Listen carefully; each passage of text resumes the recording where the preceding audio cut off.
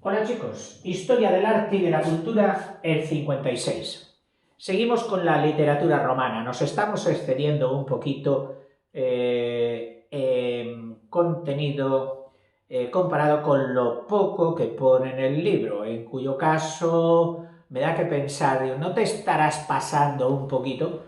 Lo que ocurre es que coges un personaje de estos, te pones a leer un poquito en los buscadores de Google, que es lo que normalmente hago, y resultan apasionantes. Y voy tomando apuntes, y claro, de un personaje que aquí pone una línea si llega, pues te sale una página y del otro dos páginas, y claro, y piensas, pero es que es muy interesante, es que tengo que decírselo. Bueno, pues así van las cosas. Te leo.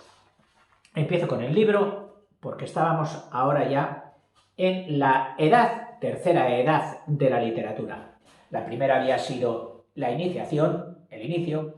La segunda era el apogeo clásico, el siglo de Augusto, etcétera, que era el primer siglo antes de Jesucristo.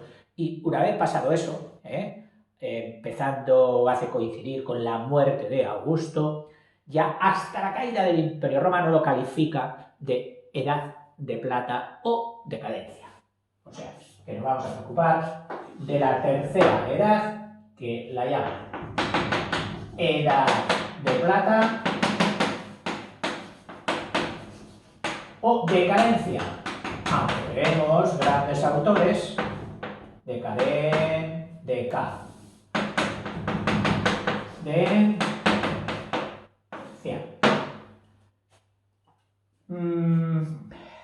por supuesto, siempre te lo digo.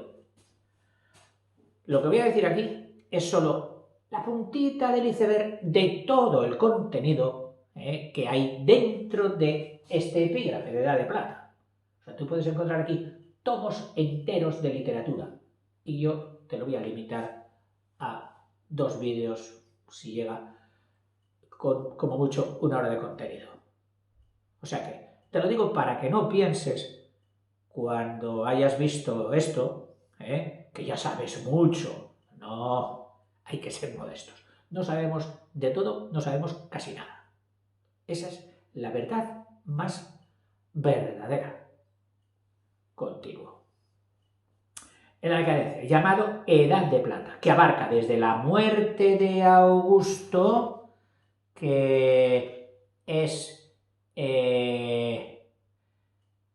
el más 14, o sea, aquí estaría la edad del año 0 de Jesucristo, y aquí, desde el 14, donde habría acabado el siglo, perdón, la edad de oro, este siglo, y aquí muere Augusto en el año más 14, lo pongo al estilo matemático, y ya hasta la caída del Imperio Romano, que me parece, ahora no, me parece que fue en 1467, pero bueno, ya lo daremos y lo estudiaremos con más precisión, pero aproximadamente por ahí.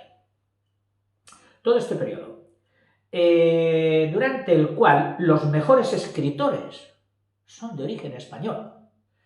Espero que mi amiga María Comás no haya sido aquí un poco chauvinista y por arrimar el ascua a su sardina española nos haya puesto esta frase. En principio vamos a pensar que es cierta. Fíjate qué dice. Dice, durante el cual los mejores escritores son de origen español, destacando entre ellos los de la gens, es decir, los de la familia gens cordobesa, Annea, o sea, la familia Annea, familia Annea. Vamos, que si tú entrabas en la Curdúa o la Cúrdua romana en aquellas fechas y preguntabas por el lar, la casa de los Annea, enseguida, oh sí, sí, sí, allí vaya usted, y en una de las zonas principales, en una de las casas más bonitas de Córdoba, ahí vive estos afamados, los Adnea de Córdoba. Entre ellos, Adnea, y son tres, Marco, el primero que destacó, como vinieron los otros luego que le hicieron viejo, pues ni cortos ni perezosos para distinguirle de los siguientes, que fue un hijo y un nieto de Marco. Él se llamaba Marco Adnea Séneca.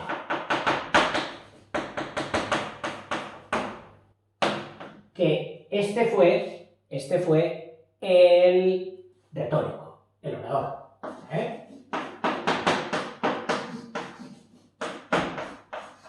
Retórico, orador. Tuvo varios hijos y uno, Lucio, que falló, Lucio Adneo Séneca, o sea, su hijo. Digo que a este, además de llamarle el retórico, la gente lo conoció por el viejo. El viejo. Retórico. Luego, su hijo, que es el que más destacó, el más importante. Lucio no lo pondré grande todavía. Lucio Adneo, y ahora sí. Séneca.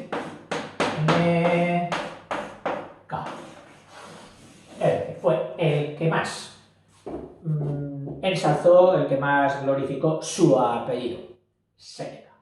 Cuando hablamos de Séneca normalmente y no especificamos, nos estamos refiriendo a Lucio Adneo Séneca, que la gente, por ser hijo y para distinguirle del padre en aquellos momentos, o después en la historia, le llamaron también otros, pues el joven. ¿Y cuál fue la principal faceta de Lucio Adneo Séneca? Pues fue la de filósofo, aunque ya veremos que tiene también bastantes connotaciones. Político, escritor, como escritor dramaturgo hizo obra de teatro, ensayista, es decir, tratalista, en fin. Tiene mucho en donde fijarse. Lucio Adneo Séneca, el filósofo, cuya doctrina filosófica, el senequismo, constituye, que se le llamó así, senequismo por él, contiene una doctrina estoica. Estoico es todo lo contrario del lujo, todo lo contrario de lo superfluo. Estoico es lo puramente necesario, lo sobrio. Eso es lo estoico. De una moral análoga a la cristiana. De hecho, durante la historia posterior, la Iglesia cristiana quiso poner en sus filas a Lucio Adneo Séneca como uno de los suyos. Bueno, todos los intentos, cuando vemos algo bueno, tratamos de relacionarlo con nosotros. La Iglesia ahí pues no fue distinta. Y por último, un nieto de Marco, pero no a través de Lucio, a través de otro hermano de Lucio, que fue Marco, llamado igual que su abuelo, Adneo Lucano. Se llamaba igual que su abuelo, Marco Adneo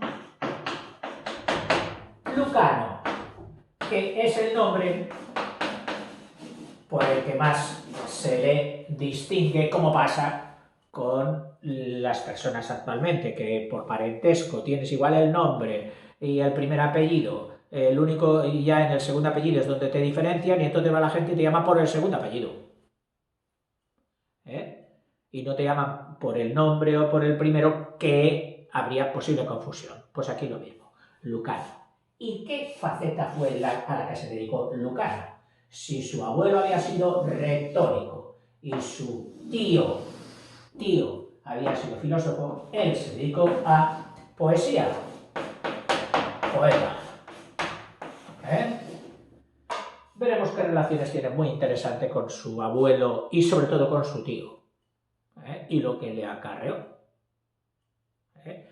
En la vida de estos tres personajes más próximos a nosotros, vamos a ver un poquito cómo se cocían las habas en el Imperio Romano, porque a partir de aquí empieza el Imperio Romano. Bueno, a partir de Octavio Augusto, que había sido aquí, empieza, pero bueno, lo fundamental del Imperio Romano con la política, ¿cómo se dice? Las tretas para destronar al uno, las influencias, las trampas, vivieron en ese mundo. Y las vamos a conocer en sus vidas. Mira, hago sitio para meterme primero con el abuelo, con el Marco, aunque no nos extenderemos mucho, para llegar luego a Lucio,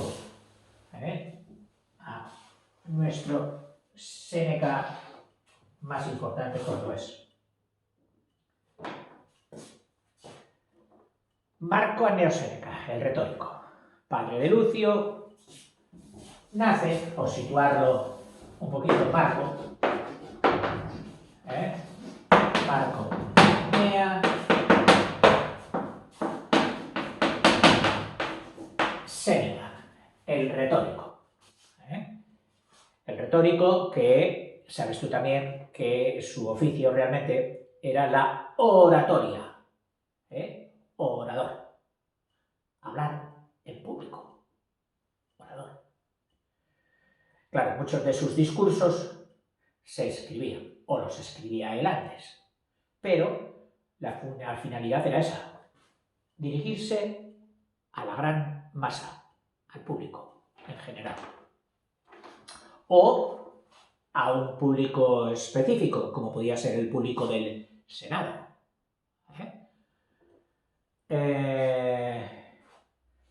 Fue un auténtico tecnicista de la oratoria, es decir, él no solo la practicó, sino que hizo análisis de las técnicas de oratoria.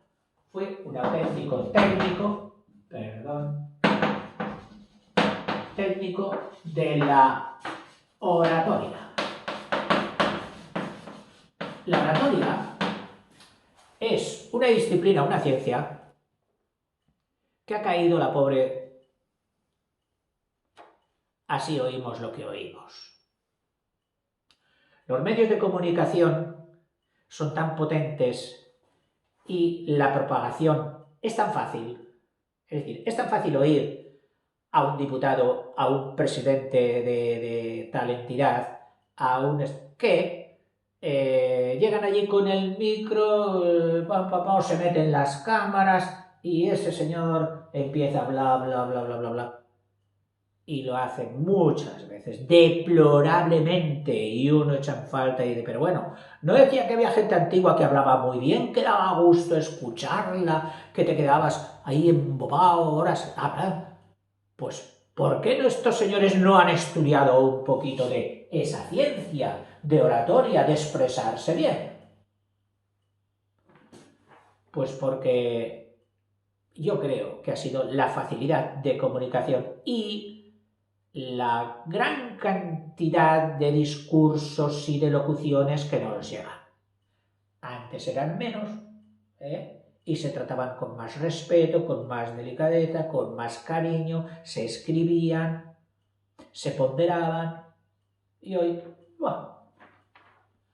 vídeo, ping, y ves ahí al señor fulano, al presidente tal, al presidente cual, bla, bla, bla, bla, bla, bla, bla, bla, bla. Y la más de las veces horrorosos, y estropeando el lenguaje. Y solo buscando cosillas en las que sorprender. más que buscar la razón. Bueno, en cuanto a la verdad y la mentira, ahí ya no digo nada. Ahí ya no digo nada. Es la política. Bien. Escribió libros para la docencia, es decir, para enseñar docencia de la oratoria. Dejó escritos. Y durante mucho tiempo, siglos, fueron sus libros los que se estudiaban en las escuelas para aprender a hablar en público. Algunos de los que han llegado así con más fama han sido un libro que se titulaba Contraversia. Tú sabes lo que es llevar la contraversia, ¿no? Es llevar la contra. Pues el libro que escribió, o que se tituló Contraversia, y ahora el plural que acababa de controversia. Y otro también, la Suasorie. Suasori, lo mismo, el plural. Algunos dicen, oiga, yo lo tenía más oído por disuadir. Bueno, pues disuadir es quitarle a uno de lo que piensa, oye, ¿qué vas a hacer eso? No. Le estás disuadiendo, es decir, apartándole. ¿Qué sería suadir si le quitamos ese prefijo que indica rotura? Pues suadir sería convencer, la suasorie. Quiero suponer. Vamos, que estos dos libros son quizás lo más importante de la oratoria. Se supone, si tú quieres saber cómo fue la oratoria en los siglos romanos, quizás la controversia y la suasorie sean lo mejor de la historia de la oratoria hasta ese momento. Es decir, arrancaría de Grecia y de todo esto hasta ese momento. Bueno, este fue el abuelo, un gran orador. Pasamos a su hijo, a Lucio. Tiene una vida, claro, a juzgar por la filosofía que él impulsó.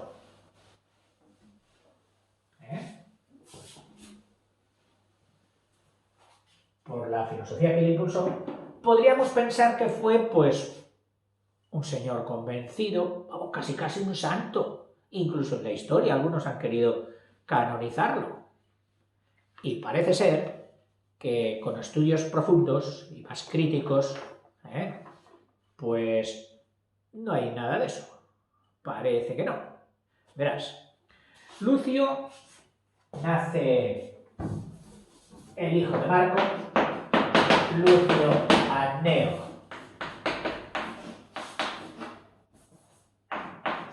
Séneca. Me estoy acordando ahora de la estatua que vi en Córdoba, allí, de Lucio Anneo Séneca, delante de las murallas. No me acuerdo cómo se llama la puerta de la muralla aquella, de Córdoba.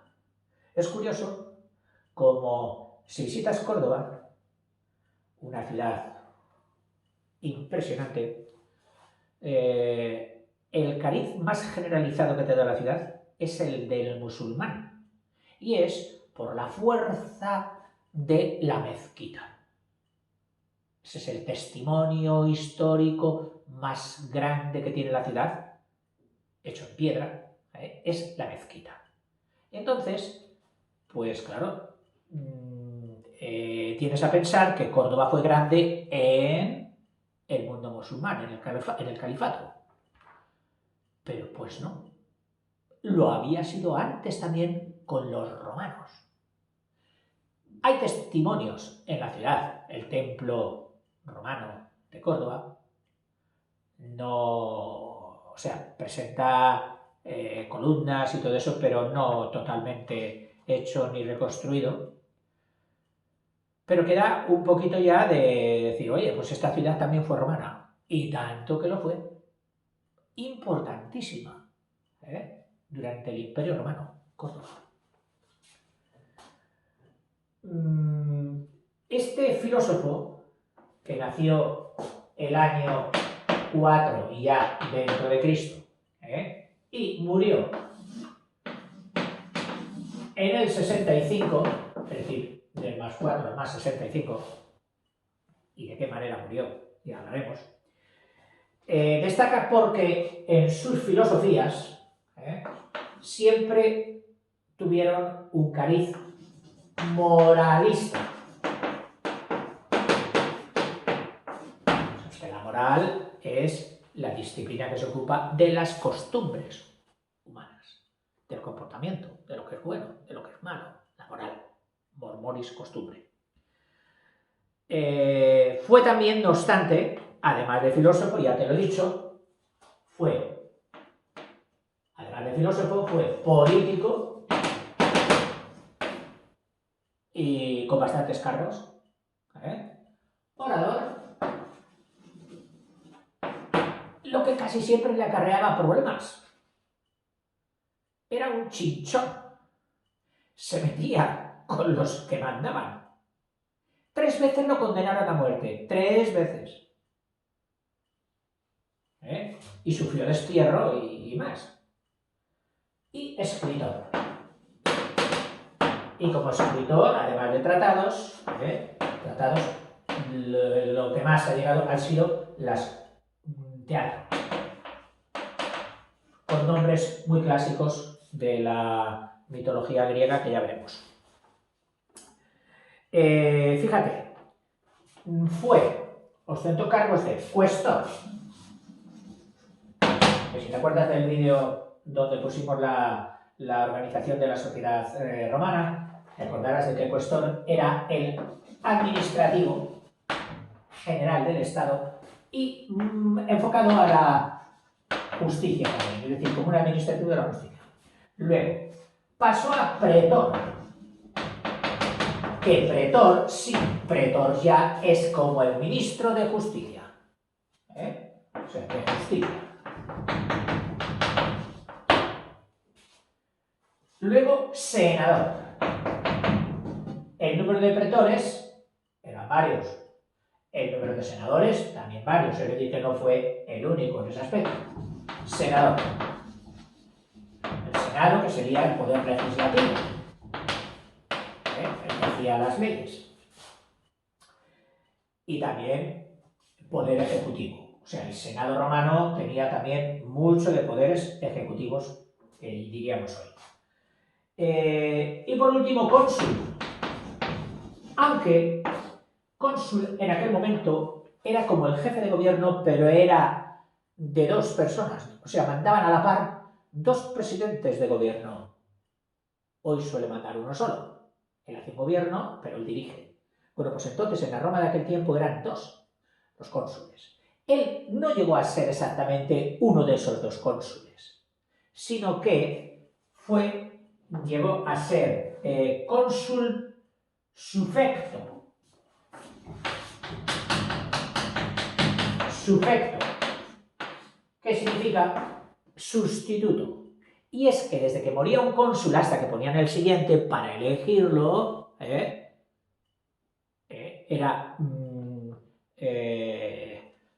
era, como iba a decir, farragoso el elegirlo. Que si pone a este, que si no sé qué, elegimos. Total, que pasaban meses. Y en esos meses había uno que ya estaba destinado, o lo destinaba, en este caso lo destinó su discípulo, su alumno, el que luego sería emperador Nerón, le dijo, mira, mientras eligen otro cónsul, te nombro a ti cónsul sufecto. ¡Ja! Y no lo desperdició en aquellos 3 meses, y en los siguientes, en que luego estuvo de maestro, consejero y persona más importante del jovencito Nerón, Lucio, prácticamente dirigió el Imperio Romano al lado de otro, que te vas a acordar rápidamente de quién fue ese otro, porque tiene un apellido, o ha sido conocido por el... pero era apellido, o sea, no fue mote, no fue apodo, de Burro. O sea, él, Séneca, con Burro dirigieron la primera parte del mandato de Nerón. Incluso antes de que Nerón mandase, de que fuera nombrado emperador. ¿Por qué? Porque la madre de Nerón, que era muy manipuladora, Agripina, la mujer del anterior emperador, fue carne y uña con Lucio Anneo Séneca. Muy amigos, Lucio y Agripina. Bueno, verás, te cuento que fue estas 4 cosas, pero en total durante 4 emperadores, que fueron Tiberio. Con Tiberio no tuvo mucha relación, o por lo menos que le repercutiera a él, pero sí con este que ha pasado a la historia como un poco desestabilizado, Calígula, sobre sus excesos, hacer adorar a su caballo y cosas de esas. Con este lo pasó muy mal, porque él me parece que era senador y se metía, claro, con el emperador constantemente, Calígula. Luego con el sucesor Claudio, del que recuerdo que se hizo una serie televisiva de bastantes capítulos muy interesante, muy bien ambientada en Roma, Claudio, con el que tampoco se llevó bien. Y por último, con su discípulo Nerón. Con 4 emperadores estuvo relacionado o vivió Lucio Anneo Séneca.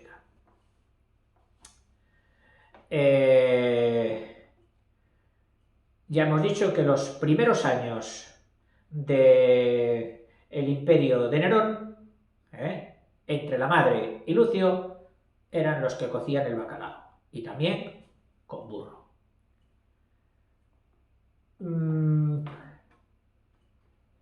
Con Claudio fue acusado, quizás falsamente. No, espera.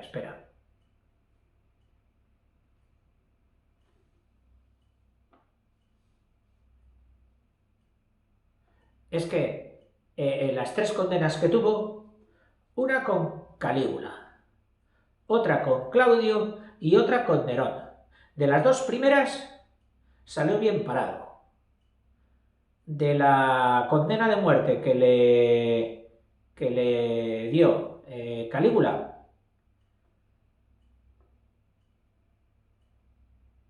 se lo...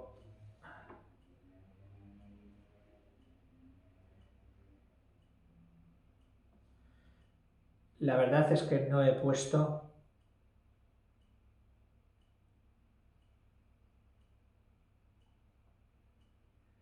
Al ser un senador brillante, atrae la envidia de Calígula, que le condena. Y fue salvado de morir por una mujer, de la que no dice nombre, del entorno de Calígula, que logró que le conmutase la pena. Y esa fue la primera vez. Luego con Claudio, porque se había casado con...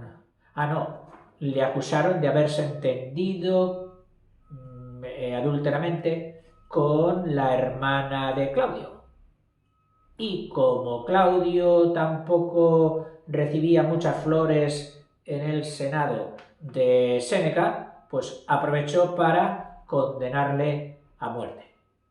Y esta vez la mujer de Claudio, Agripina, que ya se llevaba muy bien con Séneca, le logró cambiar la pena de muerte por un destierro a Córcega, donde estuvo, me parece, 8 o 10 años. Cuando murió Claudio, el emperador Claudio, Agripina lo volvió a rescatar y le dijo: ayúdame a hacer emperador a mi hijo, el que luego sería Nerón. Lo instruye,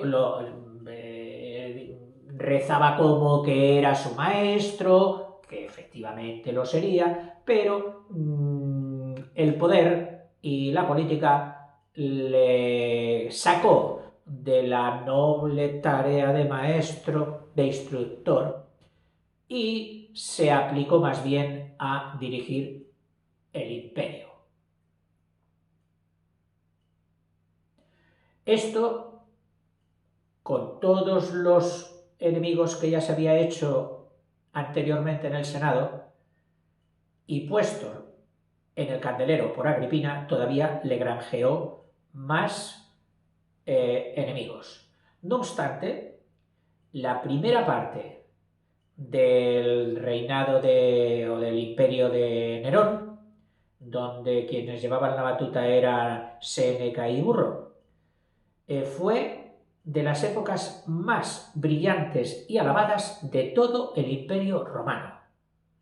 Es decir, el filósofo Séneca fue de los políticos más brillantes y más acertados del imperio romano, recibiendo muchísimas alabanzas posteriores de la crítica, inclusive de otro emperador de los mejores que hubo en Roma, que fue Trajano, que describió esta época en que bajo bambalinas los que mandaban eran Séneca y Burro, diciendo que había sido de los mejores periodos del Imperio Romano.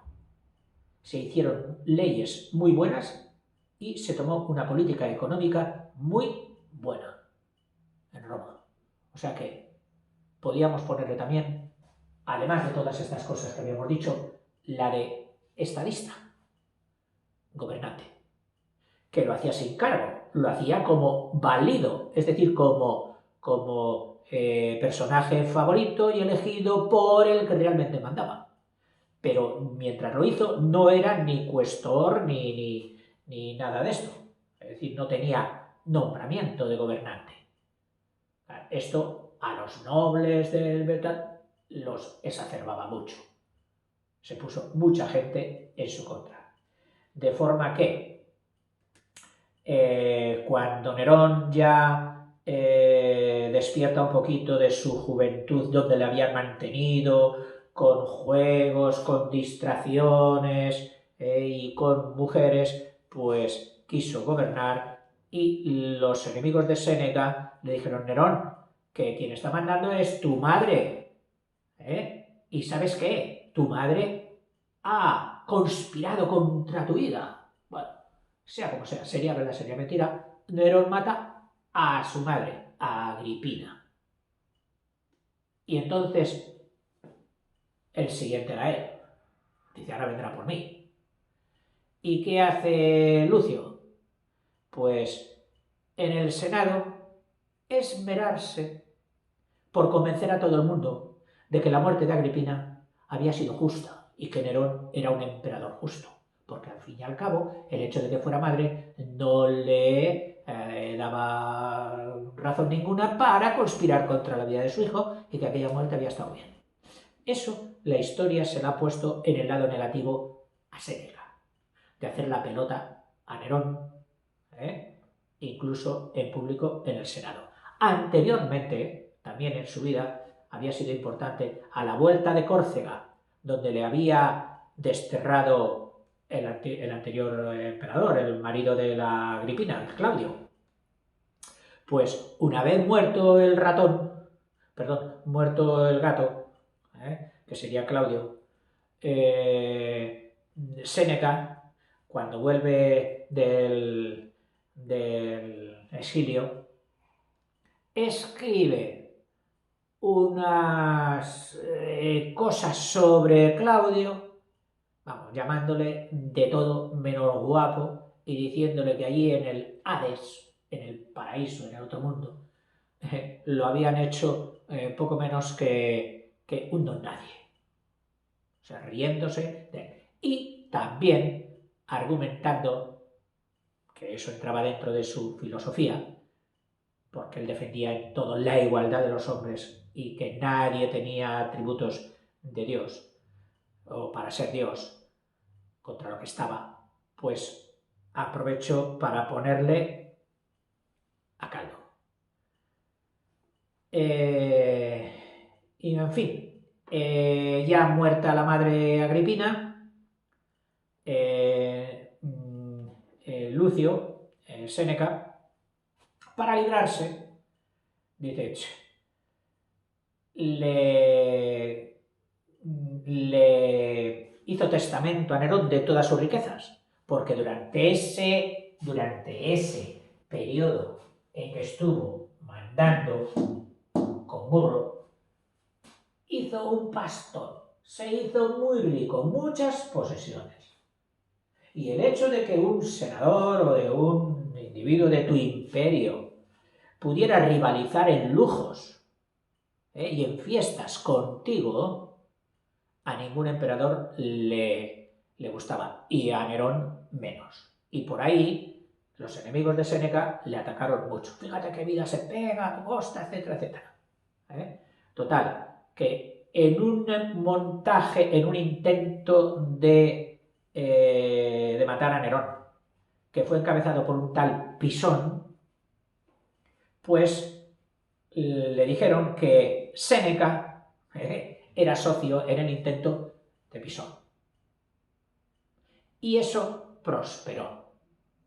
Y entonces Nerón, ni corto ni perezoso, al que había sido su ínclito maestro, lo condenó a muerte. Y en aquel tiempo se consideraba que el ciudadano romano con auténtica dignidad, cuando era condenado a muerte, no debía esperar, ni le iba a salir a cuenta esperar a que se aplicase esa pena de muerte, que iba a ser ignominiosa, que iba a ser destructiva de su memoria, etcétera, etcétera, y consideraban más digno decir, no, antes de que me mates tú, el emperador, me mato yo. El suicidio. Y fue cuando Séneca, que se había retirado de la política y se había ido a viajar con su segunda esposa por el sur de Italia, por Sicilia, y estaba pasando un periodo bastante bueno, le llegó la noticia de su condena y decidió suicidarse. Primero, lo intentó con cortes en venas, de venas y arterias en piernas y en brazos, pero parece ser que no lo consiguió. O no debía ser muy buen cirujano, o lo hizo con un poco de cuidadito, la cuestión es que no se moría. Llamó a su médico y le dijo, oye, ¿conoces algo para matarme que no me muero? Fuera risas. Y le pidió el famoso veneno, la cicuta, que era un veneno traído de Grecia, clásico. Y tampoco logró matarse con la cicuta. Algunos dicen que fue por la buena costumbre que tenía de tener una alimentación muy frugal, que él ya en la última temporada era todavía más frugal para evitar los intentos de envenenamiento de los que dicen que seguramente tuvo varios. Pero como comía muy frugalmente y cosas muy de primera necesidad, tanto como, qué sé yo, por verduras y cosas de esas, donde es difícil meter un veneno ahí, pues que no lo habían podido conseguir. Y por último, resulta que Séneca, y no te lo he dicho, pero es como para ponerlo en nota, desde jovencito era asmático, pero con un asma de esas que hacen sufrir. O sea, que lo estuvo pasando mal durante toda su vida. En algún momento, incluso escribiendo una carta a un amigo, dijo que estaba a punto de quitarse la vida. Dice, no me quito la vida, dice, por no dar tristeza a mi padre. Asmático. Y recurrió, en última instancia, para acabar de matarse, al vapor. Un vapor que le causó la muerte, pero por su condición de asmático. Y así murió. La figura de Séneca ha sido, bueno, su persona, pues ha pasado a la historia para unos como aquel hombre que supo hacer una filosofía moralista muy conexa y muy admirable, y que fue una cosa el decir y otra cosa el vivir, que no fue capaz de vivir la vida que él mismo propugnaba. Si bien argumentan también que todas las cosas malas que se han dicho de él fueron dichas por sus enemigos. Y claro, ahí entre sacar lo que hubiera de verdad y lo que hubiera de mentira siempre es difícil. Tratados sobre Séneca, sobre sus escritos, la importancia que se le ha dado siempre, sus textos cogidos para enseñar en escuelas, su vida cogida como argumento de obras teatrales o de novelas de los principales autores de la historia. El personaje de Séneca siempre ha sido muy cogido. En fin. A ver qué me he dejado. Galícula, siglo de Tierra de Córdoba, hace 8 oposiciones al Senado. Agripina, la mujer de Claudio con la que formaba piñón. Nerón le había hecho cónsul sufectos durante 3 meses, como válido, se enriqueció. Nerón mata a su madre, Séneca se ve obligado a defenderle, se retira, de Italia y Sicilia, intento de envenenamiento, la frugalidad, esto último que te he dicho, la iglesia y la doctrina. Bueno, dentro de las doctrinas morales de Lucio, que al fin y al cabo es algo que tendríamos que dejar un poquito claro. ¿Cuáles fueron sus leitmotivs que dicen hoy? Sus ideas importantes. La igualdad de todos los hombres. En una sociedad donde había esclavos. En una sociedad donde había guerras y se traía a los vencidos.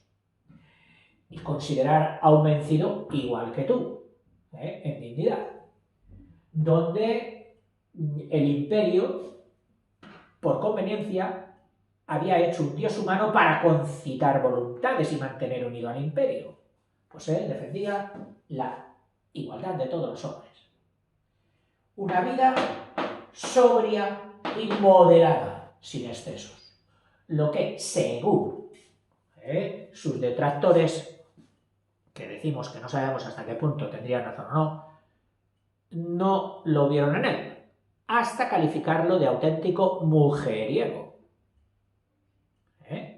De ir con unas e ir con otras. Muy importante también, el desprecio de la superstición. Es decir, esas ideas que son como la resultante, como la reacción contra la resistencia de la ciencia a ser descubierta. Cuando un hombre no descubre la razón científica de un fenómeno, de un acontecimiento, recurre a la superstición. Bueno, pues él ya, en su filosofía, dijo, no, de superstición, nada. No es el camino es investigar, lógicamente, la verdad. Y luego, en general, pues unas opiniones antropocentistas, que es como el foco que ha de iluminar la búsqueda de la verdad y la ciencia y los valores humanos. Todo bajo el foco del hombre, del antrópono, considerando al hombre como centro, en contraposición de los que consideraban el centro, o en el centro ponían a las divinidades.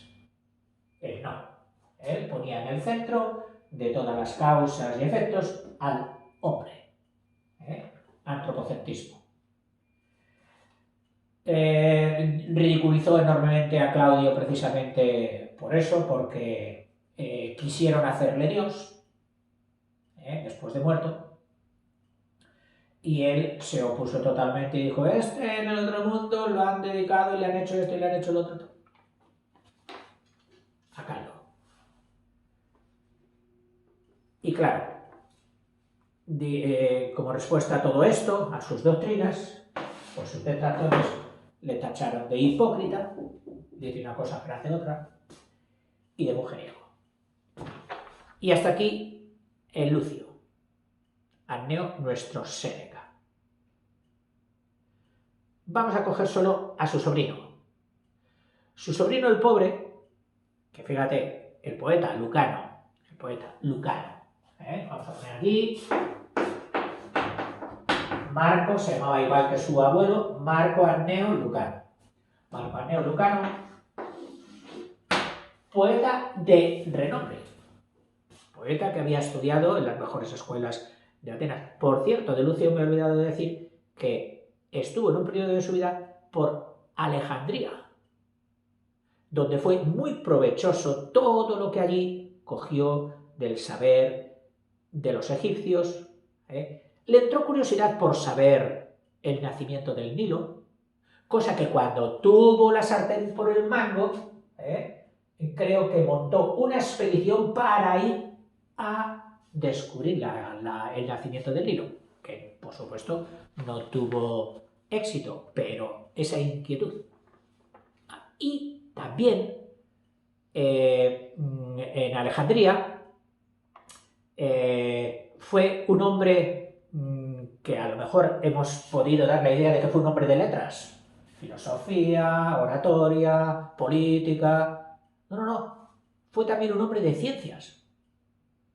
Se interesó y llegó a muy buenos niveles de matemáticas, incluso estuvo metido primero en la escuela pitagórica,